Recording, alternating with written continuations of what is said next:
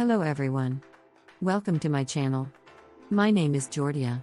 I'm a Filipino-American, registered nurse, OFW, a traveler, and founder of Travel Doves. I'm going to share with you a very personal journey, one that took me from the warm, sun-kissed shores of the Philippines to lands afar in search of a better life for me and my kids. This isn't just about my career advancement, it's also about forging a path for a future filled with possibilities for my young children. This video is brought to you by Travel Doves. Please support my channel so that I can create more educational videos like this. Kindly like and subscribe. If you've ever pondered what pushes someone to leave their homeland, my story might provide some insights. It's a tale woven with the hopes of improving work prospects and securing financial stability. I made the tough choice to uproot myself from a community and culture deeply engraved in my heart because I saw an opportunity that promised a brighter future for my family. My decision didn't come easy. It involved sleepless nights pondering if the sacrifice was worth it, if the emotional toll on myself and my children could justify the material gains. But the vision I had for our lives, of education, of health, of joyful abundance, kept pushing me towards that boarding gate. You might be thinking, it must have been an incredibly daunting task. And you're right. But I chose something that resonated with me, something that whispered a promise of growth. As I buckled up for takeoff, my heart brimmed with a complex cocktail of excitement and sorrow, the very essence of sacrifices that I was just beginning to understand. And this leads us to the very crux of what those sacrifices entailed. The sacrifices made along the way. Choosing to leave the Philippines wasn't a decision I took lightly. It was a patchwork of personal and professional trade-offs, stitched together with hope and a hard look at reality. I'm going to give you an inside look into what those sacrifices looked like and why I decided they were necessary. I left behind not just my home, but a large part of my identity. In the Philippines, cultural and familial ties aren't just a part of everyday life, they are life itself. Every goodbye was a tiny heartbreak, every smile in the rearview a memory to cling on to. And, although this isn't just about missing the comforts of home, that slice of heartache was a very real currency in my pursuit of a better future. As you're going to find out, facing the unknown often means sacrificing the known. And, for many of us, that's the toughest part. Lounging with loved ones became long nights working abroad, and the laughter of friends was replaced by the sound of ambition pushing me onwards. But here's the essential part, the long-term vision has to outweigh the immediate discomfort. That's the strategy I like to leverage. I held on to the belief that each step I took away from home was a step toward a lifetime of opportunities for my young children. Choose something that resonates with you, and for me, it was the prospect of giving my children the life I'd always dreamed of for them. Navigating through solitude, depression, and loneliness abroad. I'm going to level with you. Moving abroad isn't just about a change of scenery, it's a full-on emotional odyssey. You're going to find out about the quieter, more challenging side of immigration that people often don't talk about. Adapting to life away from the Philippines meant facing a reality where the warmth of my Filipino community wasn't within reach.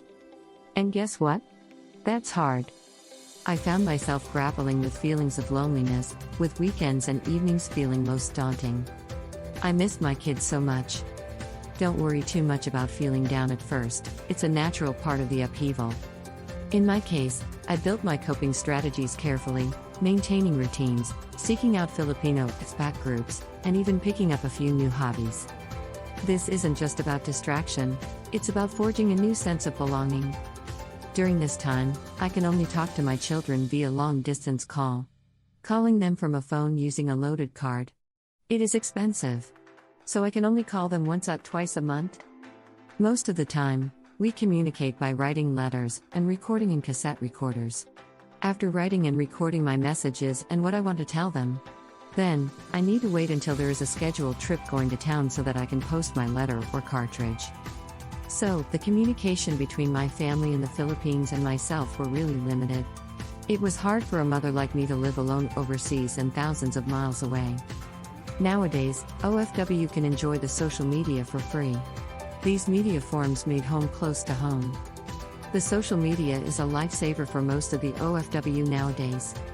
I really hope that you can take sole comfort in knowing that digital communication is a game changer for diaspora mental health.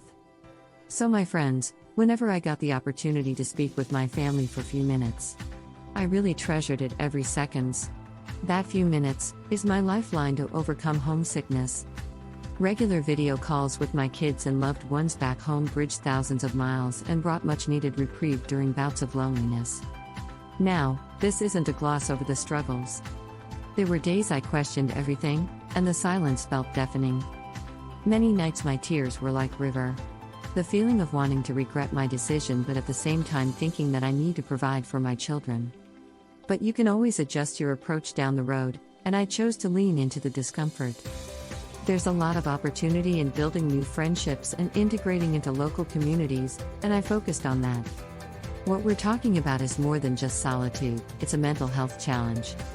It's crucial to acknowledge it and seek support when needed. If you're in a similar boat, remember this: challenging times often lead to growth and resilience. So let's set the stage for how tackling distress head-on can be an empowering aspect of living overseas. Facing distress head-on, building resilience overseas. Life away from the Philippines has indeed thrown its fair share of challenges my way. There have been times when the weight of distress seemed unbearable. But it's through these moments that I've learned the most about my own resilience. It wasn't an overnight transformation, but rather a journey of small steps that led to significant change. Thinking that this venture will give my kids a better future kept me going and strong. At this point, I am on my feet standing strong. But, at times, destiny plays a game. My mom passed away suddenly. I was broken in every fiber of my being. I just want to run and scream. But in the other hand, I stood strong and made myself stronger than a mountain for my daughters. I know my mother will be happy in heaven when she sees me and my kids are doing good and successful in this life.